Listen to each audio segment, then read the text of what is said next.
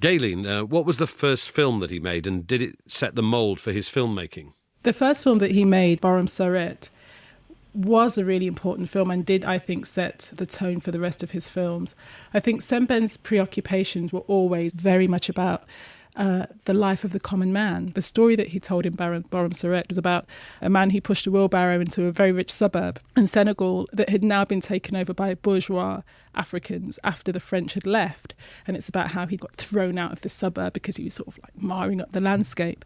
In a way, that kind of preoccupation about how do regular Africans begin to kind of navigate all of this landscape that they had nothing to do with. It'd been imposed on them. Semben was deeply articulate about that. And what was his style of filmmaking? The first film I saw was Camp de Tiroir, and I think what impressed me about that film was this sense of the collective. In European cinema, you're so used to having a protagonist, a hero. And here you had a group of men who became the hero of this film. And in that way, there was a very sort of observational quality to Semben's films. And it was a very compassionate type of filmmaking, I think, even when it was deeply critical. The other thing that I loved about Camp de Tiroir was the deep, dark humour that ran all the way through the film. What impression did Semben make on you when you first met him? His stature was formidable. And if he entered a room, even if you didn't know who he was, you knew he was somebody. But I think what also Semben exuded was this really deep sense of caring and interest in people.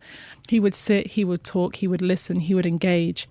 And I think that's something that, for someone who didn't grow up with a grandfather, that's the kind of sense that you'd always have from him. You kind of want him to be your granddaddy.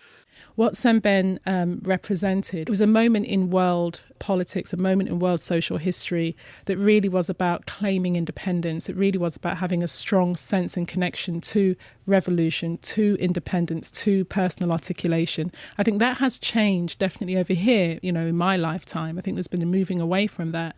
But I think what is fantastic, like Samba says, the new crop of African filmmakers who are making a name for themselves, these people really have absolutely taken their lead from Semben. Galen Gould and Samba Gajigo on Ousmane Semben, who's died aged 84.